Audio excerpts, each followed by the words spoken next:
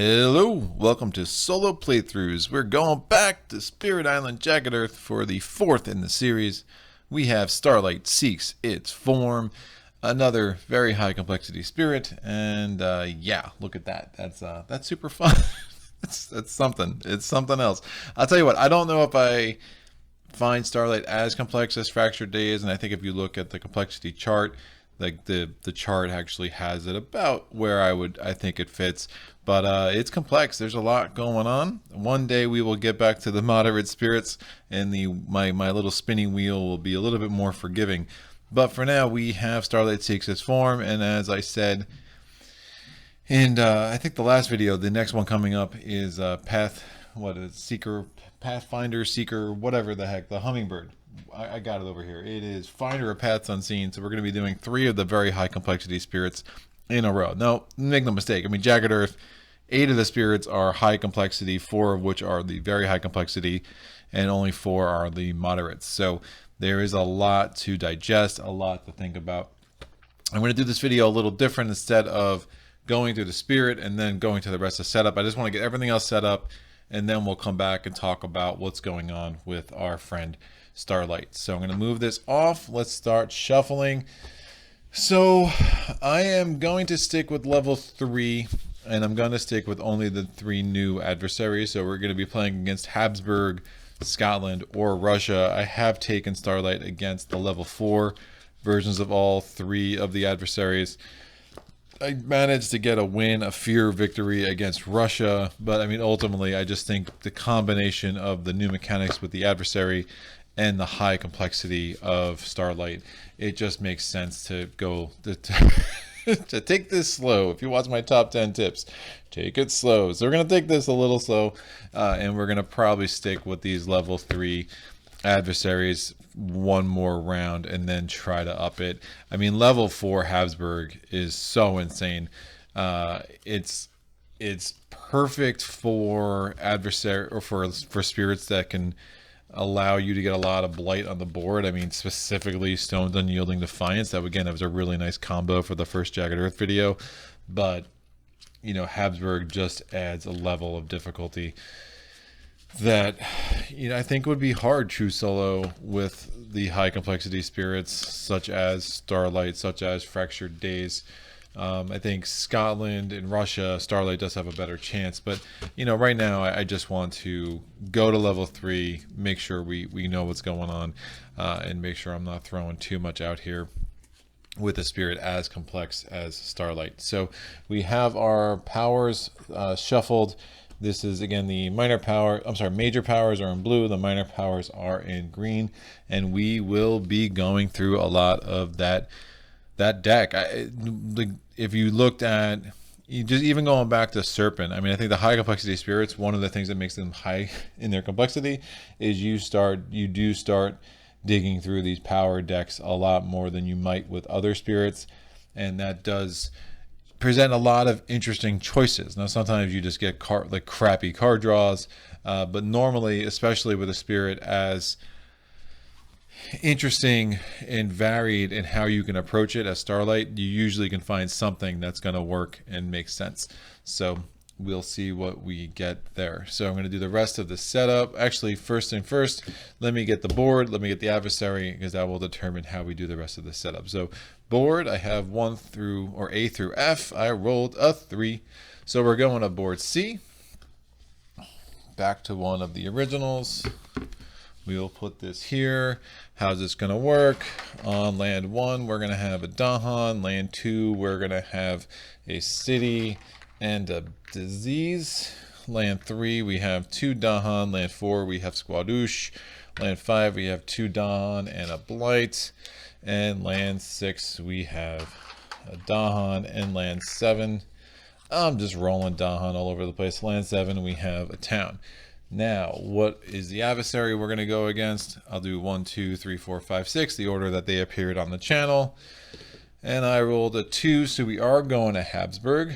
Again, we'll be doing Habsburg level 3. Now, Habsburg level 3 is a difficulty on here of a 6. The other level 3s are both other 6s, but if you go to level 4, you notice the Habsburg level 3 even per the designer, it's a difficulty level of an 8, and that is by far the most difficult level 4 adversary of the 7. I mean, going back to the 4 original and these 3 new ones. All right. So anything that changes setup. So with Habsburg, again, the difficulties levels, again, there's an additional loss condition. You have to track how many blight come off the blight card during ravages that do 8+ damage to the land. If that damage ever hits 2, the invaders win, so I would lose. The escalation with Habsburg is interesting in the sense that it kind of punishes you for doing well. So it again puts this argument, if you can find a way to get some extra blight on the board, it's actually not, it might not actually be that bad of an idea, but obviously you're always running the risk with the wrong blighted island card that can totally just destroy your game. So seek prime territory. After exploring on each board with 4 or fewer blight, you're going to add a town to a land without towns or blight. And on each board with 2 or fewer blight, you're going to do that again. So so it is interesting. It says after exploring, a lot of times you're supposed to do the escalation as soon as you see the symbol and then carry out the rest of the explore step. Now it's like after exploring, you're going to add the towns or the blight. Now, adding 2 towns to lands that don't have towns can be really brutal. So again, having maybe 3 blight on the board to reduce that, or even 5 blight on the board to never have to do it at all, can be an interesting way to go. Now again, it's really hard to pull off unless you are Stone's Unyielding Defiance. Now the levels, we're only going level 3 again. Level of difficulty, the first level is going to be Migratory Herders after the build step in each land, matching a build card, gather 1 town from a land not matching a build card. Then you're going to do that in board land order. So you don't get to choose the order. It tells you the order that you have to choose it in. And then level 2 is more rural than urban. During setup on each board, you're going to add a town to land number 2. We're going to add a town to the highest number of land without setup symbols. So that's going to be land 8 on board C. And during play, whenever invaders would build a city in an inland land, they instead build 2 towns. Fast spread. The level 3, which is where we're going to end. When making the Invader deck, we remove 1 additional stage 1 card, so we get our little dash of Prussia in how we approach this. The Fear deck is going to be 4 cards in Terror level 1, 5 cards in Terror level 2, and 3 cards in Terror level 3 before the Fear victory. So the 5 cards in Terror level 2 is a lot, but remember, there aren't going to be any cities inland, because anytime a city would build, so barring a special event card of some sort that would change this, but anytime a city would build, if we're just doing normal build steps, it's going to be 2 towns instead. So if you can get through the first 9 fear cards, your possibilities of a Terra level 3 victory actually open up quite a bit with Habsburg, because you know you're not going to have to worry that much about destroying cities on anything but the coastal lands. All right, so there is our Fear deck. We're going to shuffle the event deck. No changes to that. And now we just have to do the Invader deck. Oh, also the Blighted Island card. One more thing. So again, there are 16 Blighted Island cards. They're all kind of bent different ways. I don't trust a true cut here. So I do roll my 20-sided die, and I just do that accordingly. So 1 is going to be here, 16 on the top. I rolled a 6, so 1, 2, 3, 4, 4. Nope, counting is hard. 1, 2, 3, 4, 5, and 6. That is the 6th card. We'll put it on top, and that's going to get 2 light on it. The Invader deck, we're going to remove 2 cards from these stage 1 cards. So I'm going to roll a 4-sided die. So I'm going to roll a 4-sided die. We get, we're going to remove that one. I rolled a 4. And then I'm going to roll a 6-sided die. 1, 2, 3, 4, 5, 6. That one's out. Our stage 2 cards. I coastal land separated in case I picked Scotland, which I didn't. So we're rolling that. Number 1 is out. And then we're going to roll the 6-sided die again to take out our stage 3 card. I rolled a 3. That is our Invader deck. And didn't see it. We're good. First, the last final step of setup, we do the initial explore, and that is going to be an explore into jungles. So that's that. All right. Starlight Seeks Its Form. Story time with Greg. Starlight seeks its form. Every once and again, where starlight falls to the ground, there arises a new spirit. Its essence is initially that of the stars and nighttime sky, but from the moment it touches the island, it begins to change, adapting and reimagining itself for its new home. Only a few of the island spirits came to be in this fashion, but many of them have been memorable. This one arrived shortly after the Invader started the spread, striking the earth where they had cleared land for farming. Fragile and new, it was saved from dissolution by Stone's unyielding defiance, and in gratitude, fights the invaders even as it seeks to define itself. I knew Stone was a good dude. I told you, man, he's saving Starlight, because that's what he does. So in setup, we're going to put one presence in a land with Blight, and yeah, build your own style. It kind of says it all, right? Summary of powers, question mark, question mark, question mark, question mark, question mark. All right, we're good. That's about that. So Starlight Speaks Its Form, its special rules. Growth begets growth. You have 6 presence tracks. As usual, you may add presence from any track. 4 of the tracks are next to rows of growth choices. These choices start unavailable, but upon emptying a growth track, you're going to pick one of its 2 growth choices to be immediately available. The other stays unavailable for the rest of the game. Cover with a square piece. Now, so what the heck does that mean? So these 4 tracks. So we have 6 growth tracks, right? Because this is the six presence tracks. I'm sorry. So these are our growth. This is pick 3, and then we have these 6 presence tracks. Now, as we remove presence from these these 4 tracks, we gain more growth options, and it's pick 3. So a couple of things happen. I use these markers to indicate my growth options, so I make sure I keep track of how many growth options I've done, because trust me, it gets crazy. And then say I did add a presence to a land where I have presence, right, as one of my growth options. Well, now I've unlocked this row of options, but immediately I must choose which one of those 2 options I'm going to want available to me for the rest of the game. So the one I choose to be available, it doesn't mean I get that benefit immediately. It just means I have the option of getting that benefit with my next growth option if I wanted to do so. But I do have to choose one to be unavailable for the rest of the game, right? That's the more significant thing. So say I'm going to say reclaim half my cards, round it up. I don't want that available, or I want this one to be. I mean, I want everything to be available, right? But I want this one to be available more. So I would cover that. And now the rest of the game, I would just keep these red markers on whatever the options are and I'll just put these out in no certain order. So if I cleared off all those presents, my board might look something like that, which means that I would have these available for growth options, and the ones with the red just means they're just not available for this game, right? I just went in a different direction as I was seeking my form. So it's a really interesting take on a spirit. It's I think in a true solo game, there obviously are certain, at least the way I play it, I mean, there are certain things that I do repeatedly, but I having said that, I do find that I have varied up my approach to the spirit at least a little bit in every one of my test plays before I'm going to try to film this for you all now.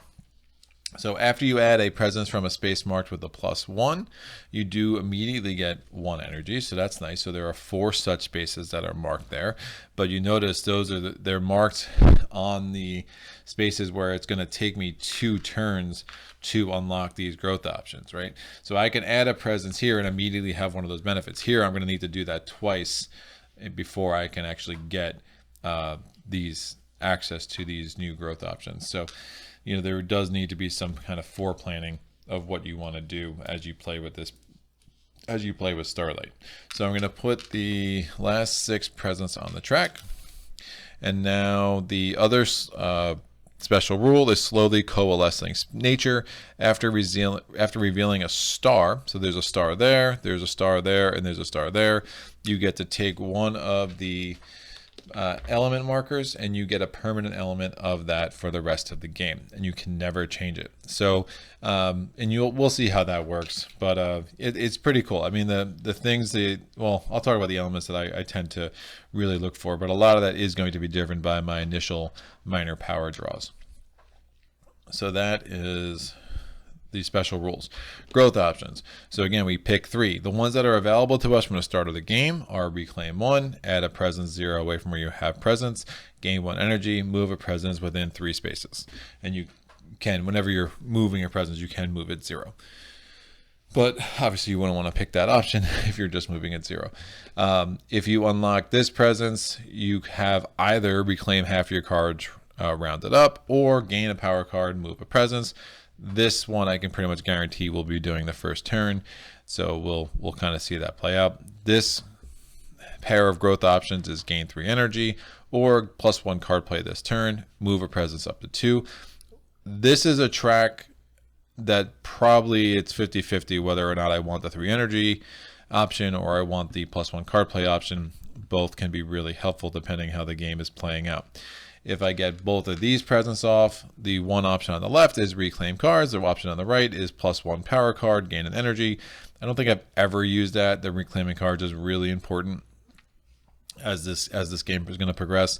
And then the final one is you can do 2 damage at range 0, or you get +1 card play this turn, and one of your powers is fast. Now that could be innate, or it could be a power card. Your presence track is 1 energy, 2 energy, an element, 4 energy. Getting up to the 4 energy can be really important, especially as you want to try to get a major power on the board later. And then down here you have element, or 3 card plays. So the 3 card plays, how important that is going to depend on what you have unlocked. Now, if you're getting the +1 card player turn as one of your growth options, maybe you don't really need to run up this track, and maybe it's more important to get this 4 energy. So we'll see how that works out. Now, your innate powers, there are 5 of them. And really what you're hoping to do is to be strong in 2 or 3 elements that you can unlock these innate powers, right? Because these are just like extra card plays. So you might, if your elements are working out, you might not need 3 card plays a turn. So you might just have the right combination that with the elements on the track, you're kind of good with 2 card plays because these are really going to help you do what you need to do otherwise. So your first innate power is air moves, earth and doors. You get to pick a target land. If you have 3 sky, you get to push up to 2 explorers or 1 town. Again, that's a fast power. If you have a 3 earth, you get to defend 5. Now, obviously, if you have both 3 sky and 3 earth, you can both of those in the same target land. Fire burns, water soothes. You can do, if you get 3 fire, generate 1 fear, do 2 damage. It's a really, I find this one of the more important. Again, finding the damage dealing powers. I mean, it's great to do defense and to kind of do some spirit island jujitsu to kind of keep yourself alive and prevent blight. But eventually you are going to need to find a way to do some damage. And those 3 fire can be really important. The 3 water, if you have 3 water elements, you get to remove a blight. And again, that's the target land has to be 1 away from where you have a sacred place, and fire burns, water soothes is a slow power. Wood seeks growth, humans seek freedom. It is a slow power, range 2 from where you have presence. If you have 3 plants, you get to choose a spirit with presence in target land. They gain a power card. It's not that helpful. We will have an abundance of power cards as this plays out, so I'm not totally excited about that. But the 3 animal tags, if you get the 3 animal elements, not tags, I should say. I always use tags. It's that Terraforming Mars thing, I guess.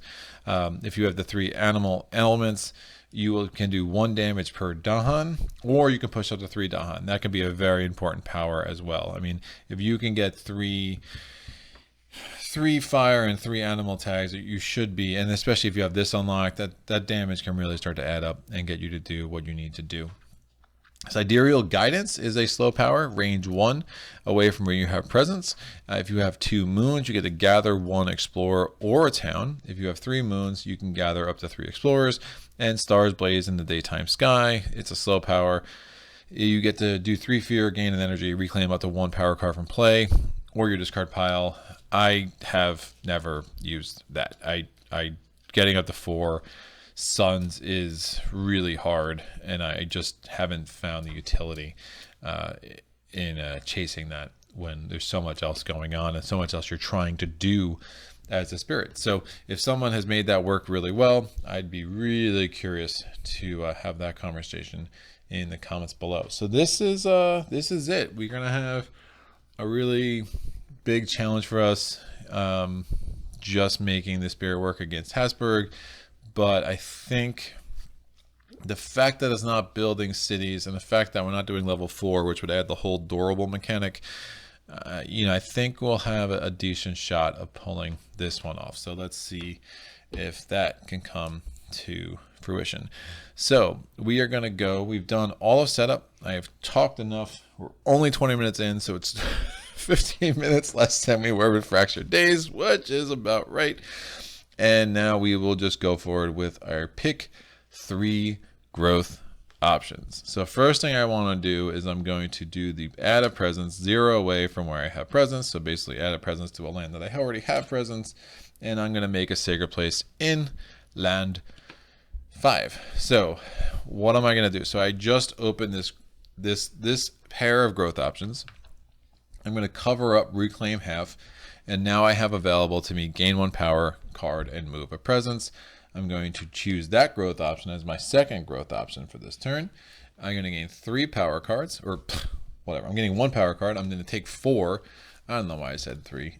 Half the time I don't know why I say what I say, but that's fine.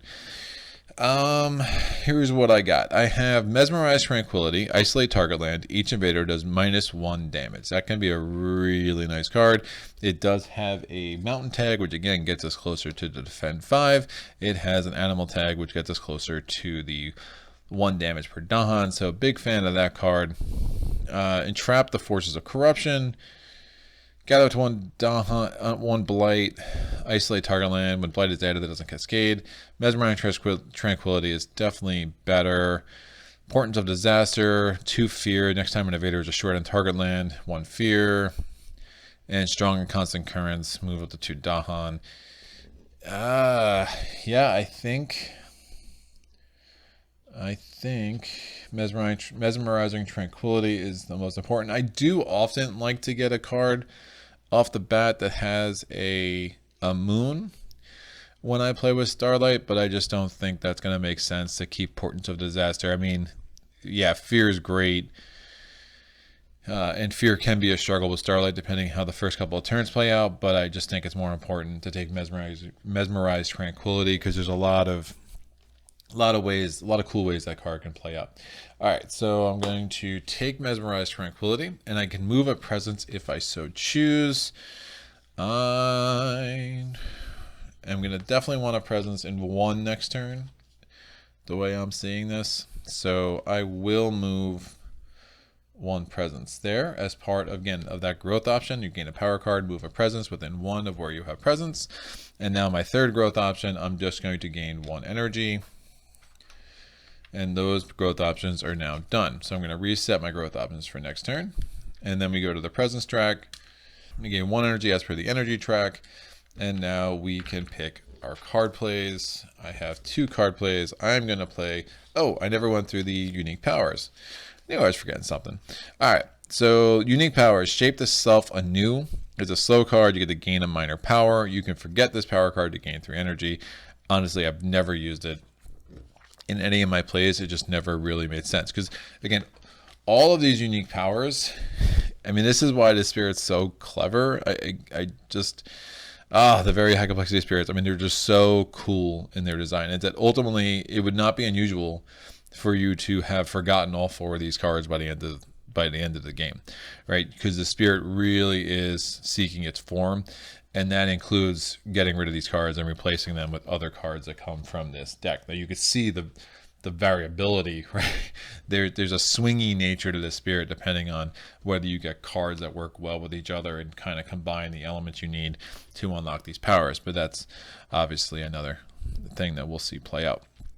So shape the self anew, gain a minor power card. Again, there's other ways to get power cards that I think are more important. And if you had 4 moon, you can get a major power card, but really there are going to be plenty of opportunities for us to get major power cards. I mean, this growth option I find to be hugely important as we go forward.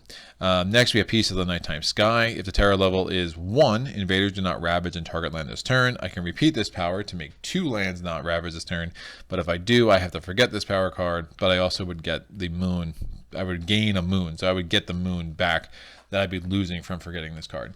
Can be a really, really, really helpful card. And timing it, at some point you're probably going to want to do that. No ravage in 2 lands, but timing it, because you'll be in terror level 1 for a little bit longer than you might normally be, because just the way the spirit works. So you can potentially use this 2, 3, 4 times before you do that double and forget it. So timing that right is going to be important. Boon of Reimagining and Gather the Scattered Light of Stars. We'll be playing both these cards in the first turn, so you'll see these play out pretty quick. Gather the Scattered Light of Stars is a 0-cost card. At the end of the turn, after discarding, reclaim up to 2 cards to your hand. You may then forget a unique power card to reclaim up to 3 additional cards. That can be really nice, especially if you're not at the reclaim cards, if this isn't unlocked yet. Because again, you have the reclaim 1, but other than that, since we already covered up the reclaim half, the only other way we're getting cards back is either getting both of those energy off or using Gather the Scattered Light of Stars well. So it's a decent card to have in our arsenal. And then Boon of Reimagining it also just has a moon. It's a slow power, target any spirit. Target spirit may forget a power card from their hand or discard. If they do, draw 6 minor power cards and gain 2 of them. If you target another spirit, they gain 1 energy. Obviously, we are not targeting another spirit. So what are my card plays? Again, we're going to play these 2, Gather the Scattered Light of Stars and the Boon of Reimagining. The Boon of Reimagining costs 1 energy. So that is the end of the Spirit phase. We have no fast powers, so we're going to go to the Invader phase. We are just flipping an event card over. We are not carrying it out as per the rules of Jagged Earth. Then now we will do the Invader steps. The build step, we will get a town here. We will get a town here. After building, we have to gather. So we are gathering in land order, so we have to gather a town here. And we will gather a town here. I will get the Habsburg reminders out. So again, the artwork I find a little strange. It's after build, so I do put it after the build, even though the art is supposed to be lined up on this side. It just isn't the most helpful. Here's the build level 2 and the additional loss condition. So we have all 3 of those reminder tokens out on the board. All right, so the build step is done. We are now going to do the explore step. We're going to explore into 6. We're exploring into 2. Invader cards advance. Now remember, the next card up, because of Habsburg, is a level 2. So we're going to be hitting that escalator pretty quick. And now we will do our slow powers. The Boon of Reimagining, we're going to forget a power card from our hand. I am going to forget Shape the Self Anew. And now we are going to be able to take 6 minor powers and choose 2. Now, we do want to take a look at what elements we already have, right? So the 2 that I care the most about right now are Earth and Animal. So anything that had Earth and Animal is immediately going to get my attention. All right, we have 1 such card, and everything else costs 0. So this is an interesting draw. We have 2 fast powers, 3 slow powers. And let's take this one at a time. So Call to Guard, we can gather a Dahan. If Dahan are present, then defend 1 per Dahan. That could be really nice. So Land of Haunts and Embers is 2 fear, push up to 2 explorers or towns, but this requires you to add a blight. Not so sure I'm excited about that. It has a fire, which I like, but does not have either the animal tag or the earth tag, and that's kind of the trajectory we're on. So Call to Guard, possibility, Land of Haunted Embers, I'm going to say pass. Twilight Fog brings madness, add a strife, push a town, push a Dahan. Each remaining Dahan takes 1 damage. It doesn't have either the earth or the animal tag, so again, not really helping us build something here. Rain of Blood, 2 fear, target land has at least 2 cities or towns, +1 fear. It has an animal tag, just not really loving it, so that's a pass. Shadows of the Burning Forest. 2 fear if target land is a mountains or is a mountain or a jungle. Push 1 explorer in 1 town. And that's not going to work. And then Infested Aquifers. It has the earth and the animal tag, which makes a lot of sense. If target land has a disease, 1 damage each invader. If target land is a mountain or a wetland, 1 fear and add a disease. So those or. So you can choose one of those 2 things. I think these 2 are going to make the most sense for us. And that should work. I should be able to get a nice combo next turn with Call to Guard and Mesmerizing Tranquility. But we will see how that works out. All right, so those are the 2 power cards I've gained. And then Gather to Scatter Light of Stars. Again, at the end of the turn after discarding, I get to reclaim 2 of my cards. So I'm going to end my turn. I discarded. After discarding, I get to reclaim 2 of my cards.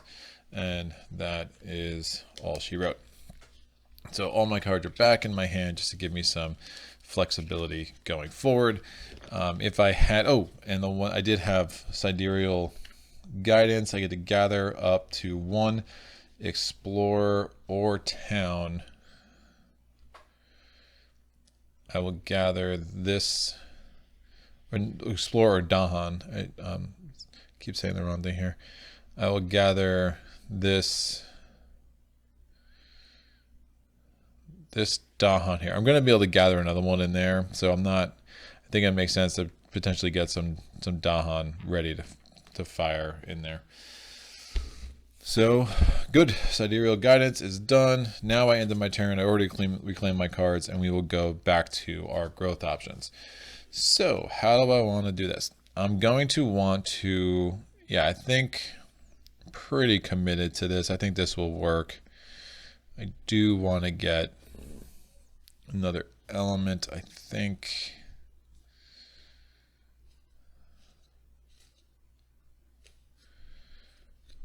So it's Ravaging 5 here, Ravaging 5 here. Nope. Well, yeah. In theory, it's Ravaging 5 there. And then we have a bill which is going to be prevented by that disease. Oh, I never put there should be a beast on the board that goes on land 4. Again, you in a setup when you're not playing with the what is it? I don't know, the badly differentiated sides that don't work for video, especially the thematic boards. That's what I'm looking for. You do put a beast in the lowest number land without any pre-printed setup symbols, so that would be land 4 on this board. So I know the 2 cards I want to play. I need to move. I would normally gain a power card. I guess I don't really need to at this point. But I do want to get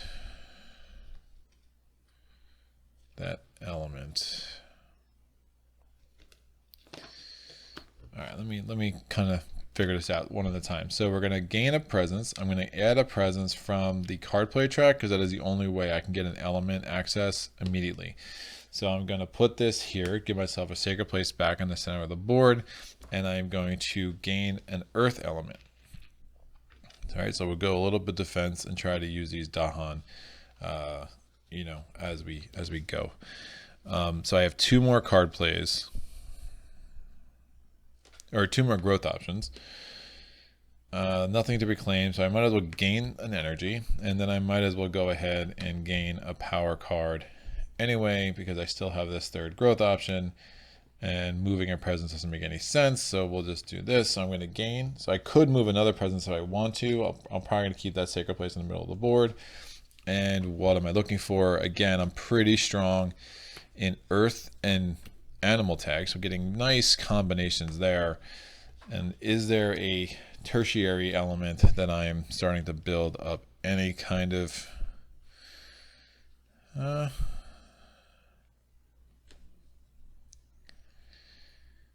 water might not be the worst. It wouldn't allow me to start removing blight. Inflame the Fires of Life could also do well with the animal tags that I'm accumulating. So let me kind of go through this one at a time. So Dire Metamorphosis is 1 fear, 1 damage. 1 damage to Dahan, add a Badlands, a, a Beast, a Disease, a Strife, a Wilds, and a Blight. No thank you. Gold's adding the Blight. Again, it's just not. I have other good options here, so that's just not going to work. Oh, these could be discarded. Those are from last round. Get them off the board. All right, Gold's Allure has a fire, a mountain, and an animal tag. Gather 1 explorer town into a mountain, and then you can add a strife. Do not hate that. Inflame the Fires of Life. Add a disease or one fear and add a strife. And if you have 3 animal tags, you can do both. It doesn't have the mountain, so that's 1 mark against it. Because if I can get a defend 5 pretty much every turn, that'll be pretty significant. But it does have the animal. But this allows me to add strife anyway. But this also allows me to add some disease. And the disease could be really helpful with infested aquifers. So that's a choice. And it's got more flexibility than Gold's Allure too, which only lets me target mountains. But I do have a mountains pretty much there, and I'm always going to have a presence 1 away. Well, at least to that one. So a little bit torn on that. I'm probably going to take Gold's Allure still, as much as both those options could be good, but we'll see. And then Flesh Rot Fever, add a you get 1 fear, add a disease. Good has an animal tag. It's a little limited. It can only target sands and jungles. So I think I'm gonna go with. I think I'm gonna go with Gold's Allure. Makes a little bit of sense. All right, so that's that. Now, do I want to replace the 2 I was thinking about doing? No.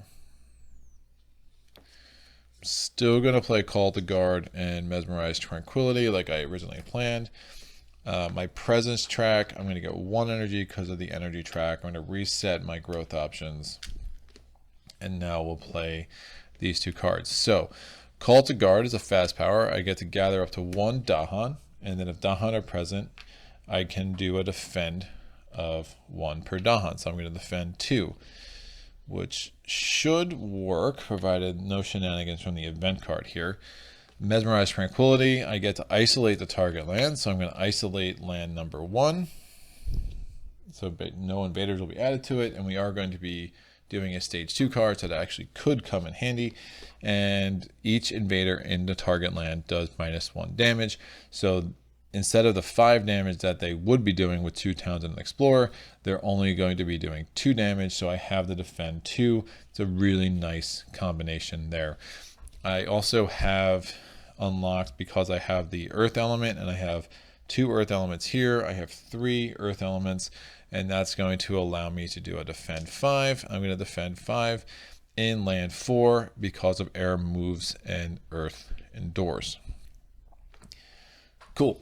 So we're going to go to that. It finishes my fast powers. We are going to go to the event card. The event card says Terror level 1 on each board with 9 or more cities and towns. That is not our board, so we can ignore that. So it's bureaucrats adjust funding. So if there were 9 or more to towns, we would skip the highest number build. And at least where 3 or fewer cities or towns, we can build 1. We would build 1 extra time, but it doesn't happen. Ransack and Ruin, it would be if there was Terror level 3, so we get a Terrifying Beast. 2 fear per board with 2 or more beasts. Nope. And Coordinated Defense. When invaders ravage, the land has both Dahan and Explorers defend 5. So we are super well defended in land 1. So we're ravaging in land 1. We're defended 7. It's only ravaging 2. The Dahan are going to fight back, and they're going to, with a level of 4 that kills both of those cities. It would only kill 1 towns. I'm sorry. It would only kill 1 town if it was level 4 Habsburg, but we are not that insane today. So we're going to defeat both of those guys and get 2 fear. Accordingly, it's ravaging 5 in land number 4. We are defended 5, so no damage there. We are building in land 6. We are not building in land 2 because of the disease. And now after we build, we need to gather a town into land 2. We need to gather a town into land 6. And then we are going to explore wetlands. Wetlands get an explorer. Oh, yep. We do the explorer first, then the escalator. And land 8 also gets an explorer. And now we have to add a town to 2 different towns because of Seek Prime territory. It cannot have a town or a blight. So 7, 8, 1, 3 are all viable. I will do land ravaging and sands next. See, what happens with this escalator is that eventually you have either a blight or a town in every land, so it just stops triggering. But it can be pretty bad. I will choose to add it in land 1 because we don't have to worry about that for a second, and I will add the other one in land 7. All right. I have no slow powers. These are going to go here. And now we're going to go back to growth. So the isolate token is going to come off. And what do I want to do? That would give me 2 fear. There we go. So I think we just keep going up this track and try to make use of these elements.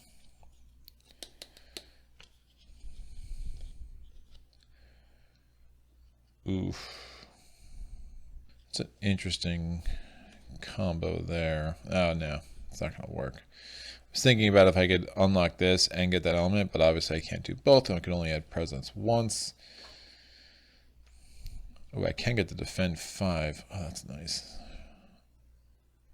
Yeah, having so many minor powers that have 2 of the same element is a really nice beginning for Starlight.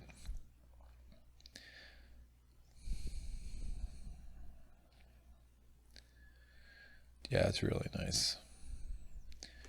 All right, so I know the cards that I want to play, which is going to affect how I want to figure out the rest of this. So I'm going to add a presence using this growth option. And I'll add a presence in the center and then move it. A little worried I'm not getting down here just yet, but it's just going to have to be what it is. So I'm going to add a presence into land number 5. Then I'm going to gain another power card. What do we got? Spur on with words of fire. If you target another spirit to gain energy, may play another power card immediately, paying its cost. Not really that helpful in a true solo game. The shore seethes with hatred. Coastal land, 1 fear, add a badlands and a wilds. Has a fire and an earth, so I like that about it. Drift down at the slumber, defend 1 if it is a sands or a jungle, defend 4. Not sure that's going to make a lot of sense. It does have, again, it has an earth, so I like that. We shall see. Do I have anything else that has a fire? Oh, Gold Allure is a fire. That's interesting.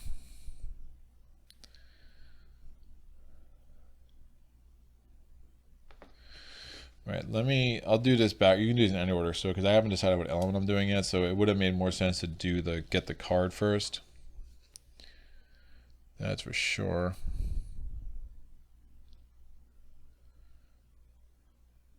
Huh. That might make some sense. So there's no more disease on the board, so Infested Aquifers all of a sudden got a little less attractive. The other card I have is Song of Sanctity. If target land has explorers, push all explorers, otherwise remove a blight. Let me do the Shore Seeds with Hatred. It's going to change what I thought I was playing this turn. And then I can move a presence. I will move a presence here. Alright, so these go away. So I've gained a power card and I move the presence. Now I'm going to add a presence. I'm going to add a presence to land 5 to keep a sacred place in the middle of the board. And that's going to allow me to add another element. I'm going to add a fire. I have one more card play.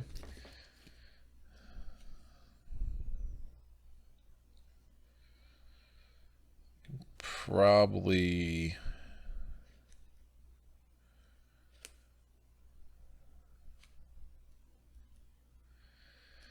I will take Mesmerize Trank. Do I want to reclaim a card to get a money?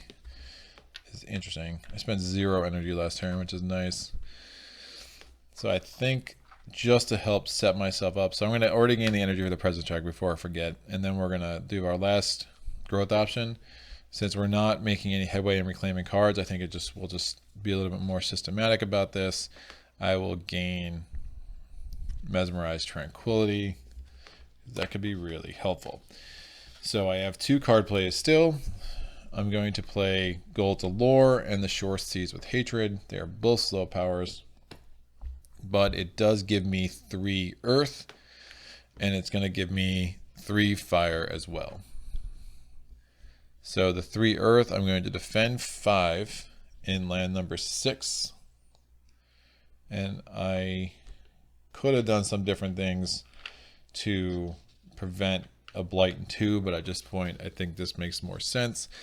And now we are going to, I know I have Fire Burns, Water Soothes unlocked as well.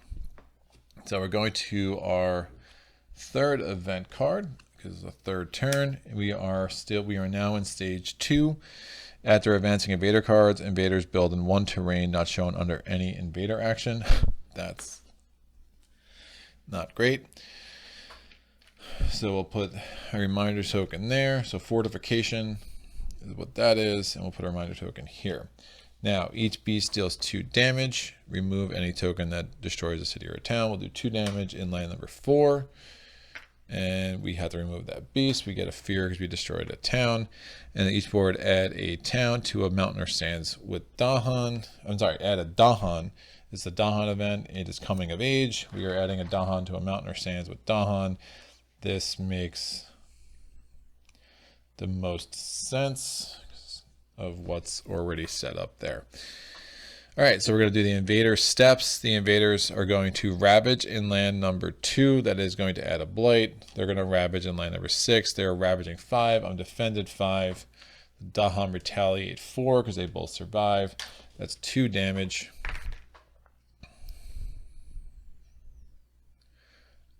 Two fear. I'm sorry, it was 4 damage total, so 2 fear. So that's gonna. There was 3 down here, so 1 comes down. New fear card, so we have a remainder of 1 there. And now we're going to go to the build step. The invaders are going to build in land number 5. We're building in land number 8. We go after the build. They have to gather in order. We'll gather from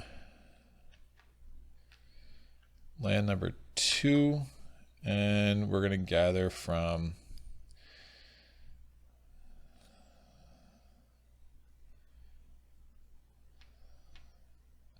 oh, shoot. I didn't want to gather from 8. All right, let me do that different then. I'm going to gather from land number 7. And then there's nothing left to gather into land 8. That strategically makes more sense. So this actually was in 2. Okay. A little gross, but I think it will do. And now we're going to do the explore. We're exploring into sands. Doubling down there. So after the explore, we only have 2 blight on the board, so we have to add 2 towns to lands that don't have towns or blight. So the only options we have are 6, 3, 4, 7. I'm going to add 1 to 7. I'm going to add 1 to 4. And then we're going to advance the invader cards. And after advancing invader cards, we have to do a build action in a land that's not shown. So we have to do a build action in either Well,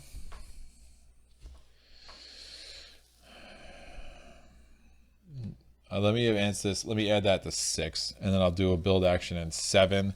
And since I have I have nothing in either mountains, I can choose mountains. So I'm going to do a build action in mountains, and that we're going to be able to avoid any extra builds.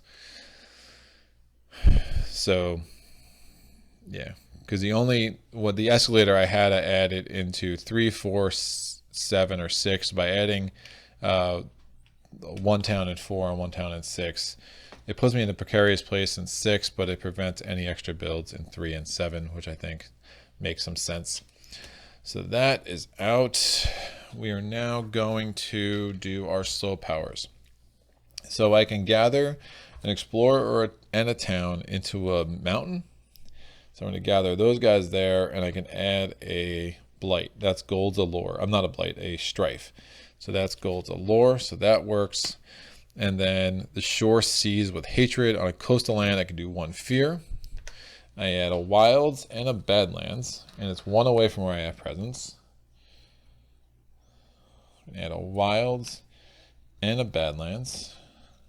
And now I have fire burns, water soothes. I generate a fear, and I do 2 damage, but the badlands, because this is an action, it actually triggers a 3rd damage, which is enough to kill and destroy that city. So that's 2 more fear. So 1 comes down, new fear card, remainder of 1. So that was a pretty nice combo there.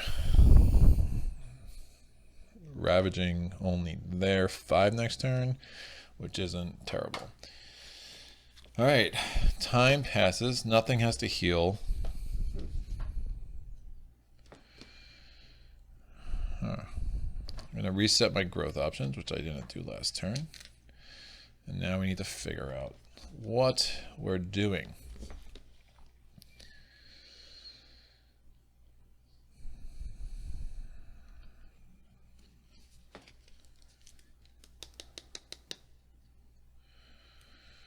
Yeah, adding 2 towns every turn is isn't great. Isn't great. I could do that combo again, which I don't hate. Although I'll have the defend 5. I could call the guard, mesmerize, tranquility combo.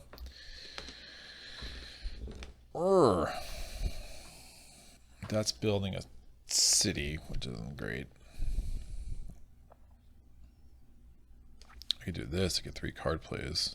It's not the worst idea.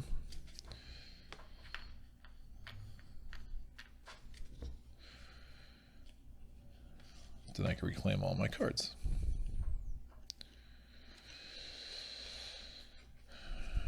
Kind of like that idea. So let me add a presence. I'm going to add it in land 1. So that's my first growth option. Adding a presence where I already have presence is number 1. Next, so it gives me 3 card plays. I'm going to gain. Means I'm going to be 2 away from getting a 3rd element on token, which is fine. I do want to get that beast, that animal element unlocked at some point. So we'll have to figure out how the best way to do that is. But for now, this is pretty strong. It allows me, now I'm going to gain a power card, and I can move a presence 1. Power cards are Call to Bloodshed, slow power, 1 damage per Dahan, gather up to 3 Dahan. Can be fairly useful. Call to Trade. It has a Earth tag. It is you can gather a Dahan. It's terror level 2 or lower. The first ravage target land is turn becomes a build. I really don't like that card. It's hard to pull it off, at least the way I play. Call the Dahan Ways can be really strong. Replace an explorer with a town. And if you have 2 moons, you instead can replace a town with a Dahan. I'm sorry, replace an explorer with a Dahan. I keep saying the wrong thing with Dahan and towns today, so sorry about that. Uncanny Melting, Invaders are present 1 fear. So these 2 are out. Uncanny Melting and Call to Trade, I'm really not that interested in. Call to Bloodshed and Call to Dahan Ways. Both have an animal tag. I think the extra fire here is really going to be helpful.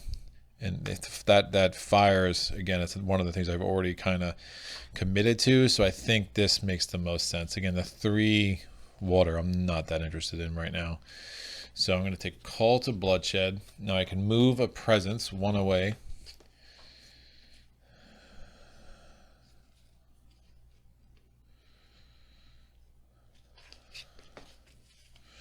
Don't want to, so we'll ignore that. So that was my second growth option. My third growth option is I'm going to gain 1. Ooh, should I reclaim a card? Probably. If I'm doing 3 card plays a turn. Probably. So I'm going to reclaim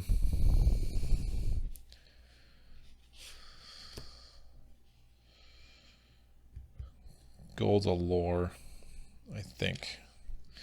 Makes the most sense.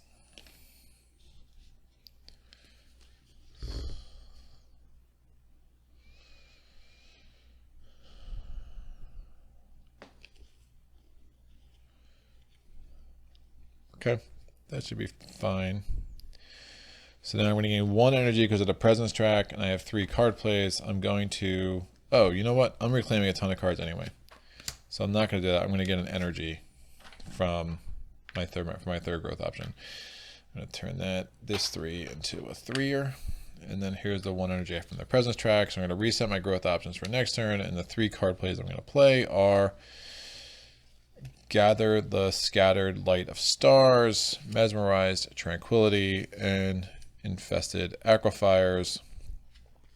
And we are going to go that way. It should be fine. So I'm going to have to pay the 1 for Infested Aquifers. So Mesmerized Tranquility. Well, I have the 3 Earth, right? So that's automatically going to give me a defend 5, and I'll put that defend 5 here. It's attacking 5, so that will be good. Is there a land I want to isolate? It's a level 2 card. Isolating.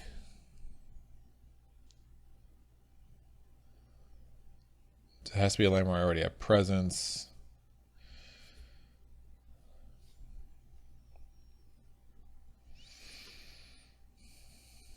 Maybe that doesn't make much sense. All right, I am going to flip this, or I'm not going to play Gather the Scattered Light of Stars just yet, because by doing this, I could play that. So I'd have 1 less energy, because I would actually reclaim a card, because I'm going to want to have cards in my hand. So I'd have 1 less energy. So I reclaimed a card instead of gaining the energy. And now I'm going to have to pay for Call to Bloodshed. And then what that did is it unlocked. So I already have the defend 5 in play. It also unlocked Wood Seeks Growth, Humans Seek Freedom. And what I want to do now is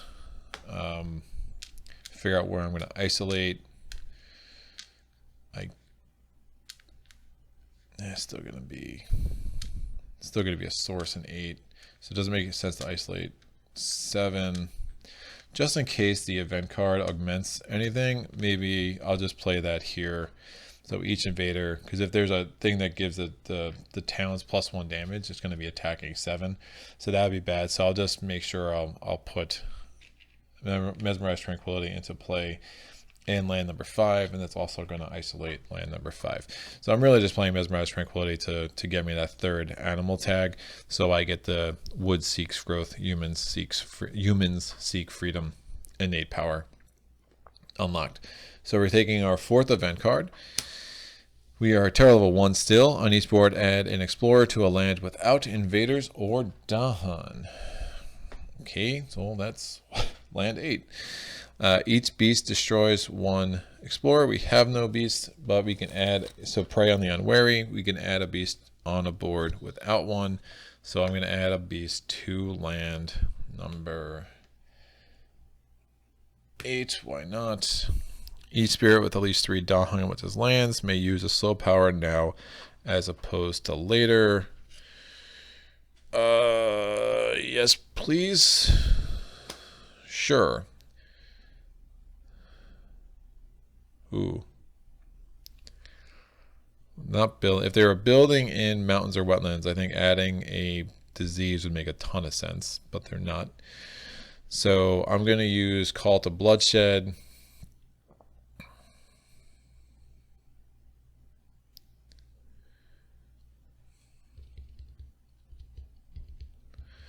Yeah, I'll prevent the city from building there. I'm going to do... Oh, it's not building a city there anyway. Right, it's Habsburg, so it's building 2 towns. Right. We haven't built a city yet, right? Yeah, we haven't. Not in an inland land. Shoot. Yeah, I think so. Preventing 2 more towns from being built there is probably going to make some sense. So I'm going to do 1 damage per Dahan. Destroy that town. We get a fear. So I use Call to Bloodshed now, which I was able to do because of Rouse the Spirits. Yes. Cool. So now we go to our fear cards. We have 2 earned fear cards. The first one is we are tier level 1. Each player chooses a different coastal land with Dahan. 1 damage per Dahan. So I'm going to have 2 Dahan in land 1. I'm going to destroy that town.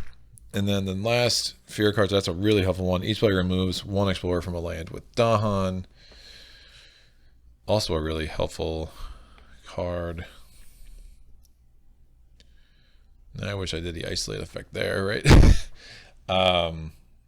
Yeah, we will remove that explorer. So there's nothing in land 1. Yeah, that makes a lot of sense.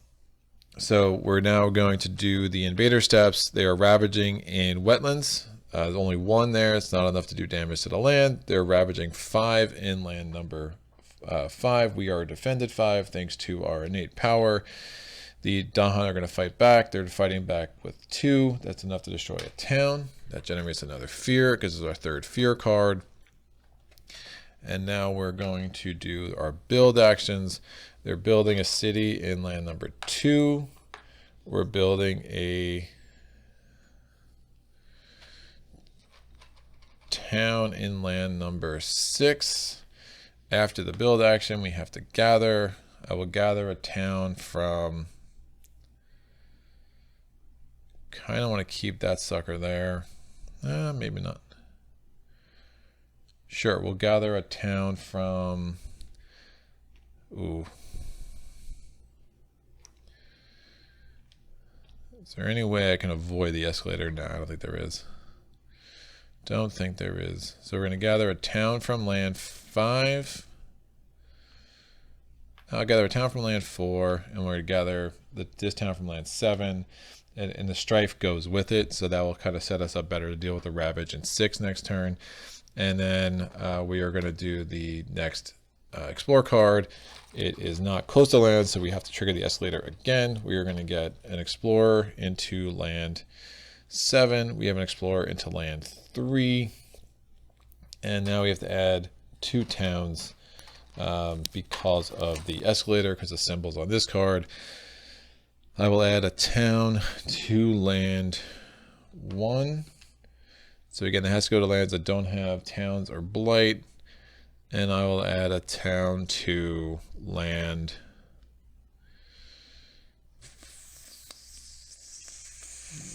4. I'll add a town to land 4. Invader cards are going to advance. Just a bunch of escalators. So we know that that's either jungle or it's going to be coastal lands. And knowing that, actually, maybe I'll add this here. Yeah, then it makes more sense. All right, so now we have our slow powers. I already did this. That was a fast power. So I can do isolate comes off. I'm going to target a wetlands that where I have presence. So there's only 1 on the board. I can target actually I can target either 5 or 7. I'm going to generate 1 fear, and I can add a disease. I will add a disease to land number 7. That would make some sense. All right, so that's done because of infested aquifers, and now because of humans seek freedom, I can do 1 damage per Dahan. I will do 2 damage in land. So it's 2 away from where I have presence.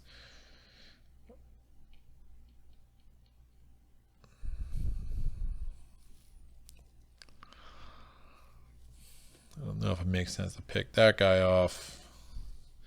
I could defend a bunch there because of my innates. Might have to reclaim another card to do it, but that's fine.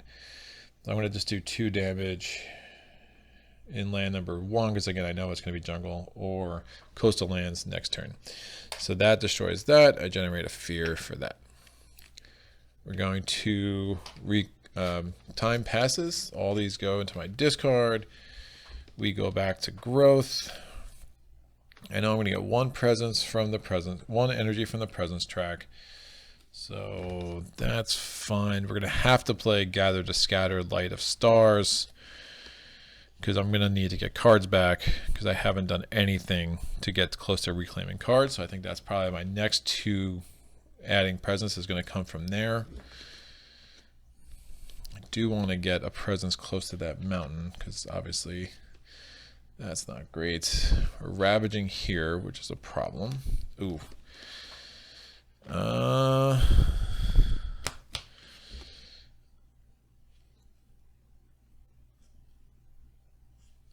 don't think I can unlock anything. All right, I'm going to reclaim a card. And I'm reclaiming Mesmerized Tranquility. I'm not going to get to my innate powers this turn because you'll see why. I'm going to play Piece of the Nighttime Sky and Gather to Scatter Lights of Stars because I'm going to need to get that worked out. So I'm going to now add a presence. I'm going to add a presence here. Give me a sacred place. Nope. I have to move that.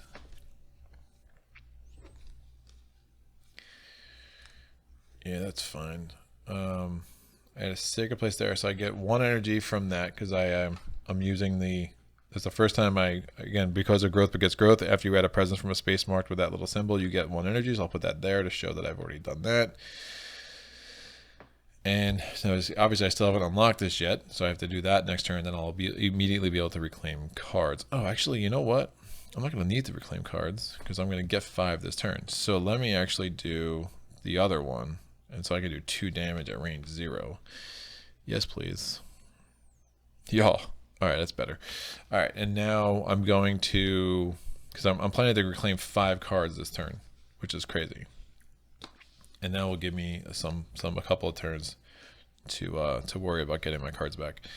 So my 3rd growth option, I'm going to gain a power card so I can move a presence. I'm going to gain another minor. Ooh. So weep for what is lost, 1 fear per type of invader present. It does have both the fire and the animal tags, which can be helpful. Birds cry warning. The next time a Dalham would be destroyed on the target land, destroy 2 fewer.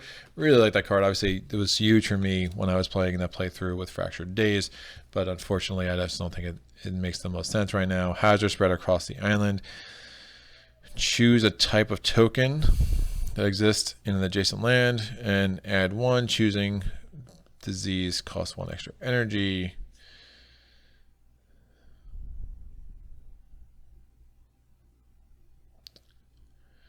Ooh, growth through sacrifice is probably the winner here. I really like growth through sacrifice. It has a moon. It has the fire. Although, maybe I'm kind of okay. I've done fairly well with presence right now. I think that Weave for what is lost actually is going to make the most sense because it has 2 of the elements that I'm really chasing right now in both animal tags and in fire. So I think that flexibility is going to make the most sense. All right, so I'm playing 3 cards. I'm going to play, and I move a presence. I'm going to move a presence from 1 to 6. So I'm playing Mesmerized Tranquility because I'm really going to need to deal with 6, and then I'm going to play 2 of my unique powers. The total cost of that is just the 1. So I'm going to do this. So if it's terror level 1, invaders is still terror level 1 for now. Invaders are not ravage in target land. I'm going to make it not ravage in land. So 1 away from where I have a sacred place. So we're not ravaging in land 2. Now I'm going to isolate land number 6. It's a land that I have presence. And invaders do 1 damage less. So this is all of this is only each invader individually is only doing 1 damage. So because they're all mesmerized. Because this has strife on it, so that's not damaging at all. This is doing 1 damage, and both of the explorers are doing 0 damage. So that could be a really nice way to wipe out a bunch of stuff there. And then gather the scattered lights. Light of Stars is a slow power, which will allow me to get all these cards back in my hand. I'm going to need to forget a power, so I'm going to put this here just so I don't forget that. All right, that is the fast powers. We're going to go to our event cards. I unlocked none of my innates, which is fine. I kind of punted this turn a little bit just to get myself set up for better turns down the road. Healthy Island. For the rest of this turn, explorers have +1 health. That's a little annoying. Each beast generates 1 fear if invaders are present, moves to an adjacent land if not. There's only 1 beast, invaders are present. And on each board, add a Dahan to an inland land with Dahan coming of age. So the beast prowled, generated the fear, and now we'll add another Dahan here. Inland land with Dahan. Sure. Is that going to matter? Yeah, it could matter. That's fine. We're going to do our fear card. Defend 2 in all lands with presence. Great. Doesn't really change anything. So now we're going to do the invader steps. The invaders are ravaging in land 2, but they're not because of Piece of the Nighttime Sky. They're ravaging in land 6. They are only doing 1 damage, and actually we're defended 2, so 0 damage. This strife comes off. The Dahan retaliate. There's 3 Dahan down there now, so they're going to do 6 damage back. Remember, invaders have +1 health, so that invader is dead, and then these 2 towns are destroyed. So that's 2 fear, and that gets another fear card. That gets us up to tower level 2, which means Piece of the Nighttime Sky is now garbage. Oh, and I do have Sidereal Guidance level 2, so that's fine. So the Ravage step is done. The build step, we're not building in 7 because there's a disease there. We're building a town in 3. And then after the build, we have to gather. So in land order, we gather into 3. We gather into 7. I think that makes some sense. And then we do this coastal land. So we don't worry about the escalator anymore. So that's not bad. So we ended up with only 6 extra towns because of the escalator, but all these guys get an explorer, except actually 2 doesn't because we have a wilds there. All right, so isolate can come down, these can come off. Invader cards advance, slow power. After discarding this turn, I'm going to be able to reclaim 5 cards. So I'm going to forget this, and then I'll be good. And then I can gather 1 explorer or Dahan, 1 away from where I have presence. I will gather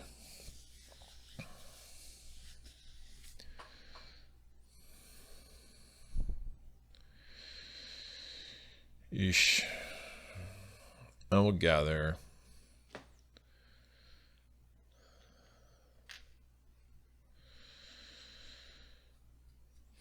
reset my growth options. Try to think this through a little bit. Ravaging here, which is gross. I think I can deal with that.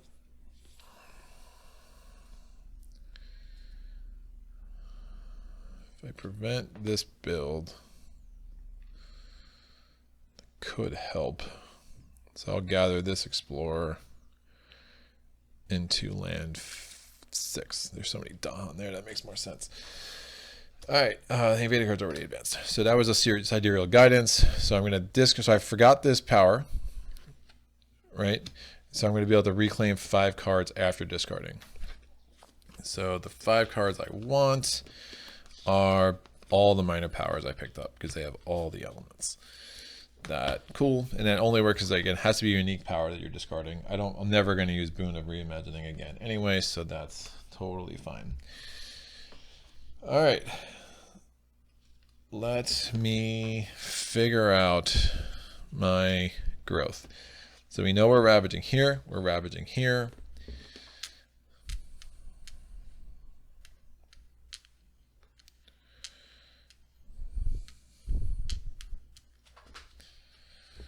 Need to get presence closer to there. I have 3 card plays. I can do some damage.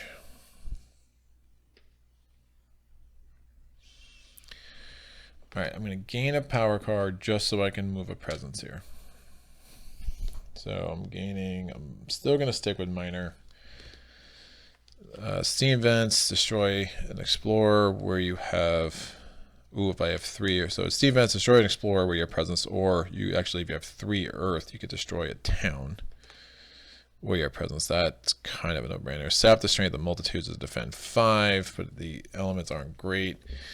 Cycles of time and tide. If there are Dahan, add a Dahan. Rats, if there is no Dahan, remove a blight. And then bats scout for raised by darkness. For each Dahan damage, 1 damage to city or town. I think I go with steam vents. I think that's going to work well. Those elements are nice.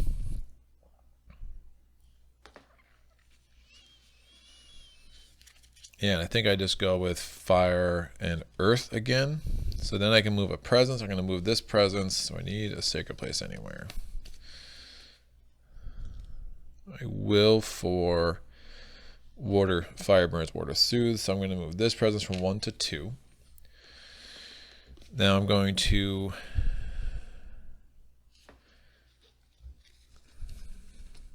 I would actually be able to never mind. I'm going to move this presence from 5 to 2. And then I'm going to add a presence from the track. So that's my second growth option.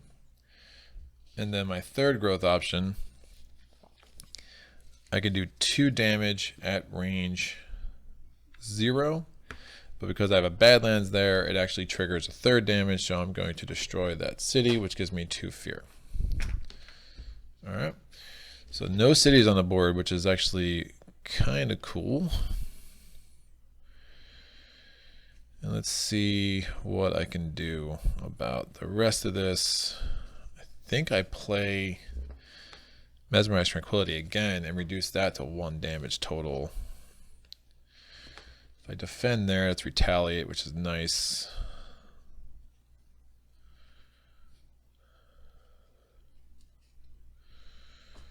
So I get 3 card plays. I get 1 energy from the presence track. Oh, and I added that, I also got another energy. So I have 5 energy total because it has that symbol. So Mesmerize Tranquility. 1 damage per dawn. This makes the most sense. Wish I had another animal tag, I just don't. But I think that's fine. Yeah, so I have 3 earth and 3 fire, because again, the elements on my board.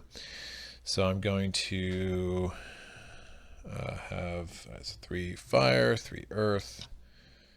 Nothing else that's relevant from the element standpoint. And then I have to pay for Call to Bloodshed. I have to pay for steam vents.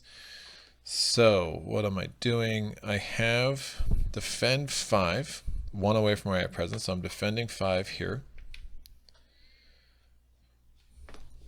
I'm trying to think if Call to Bloodshed makes any sense at all. I need the fire though.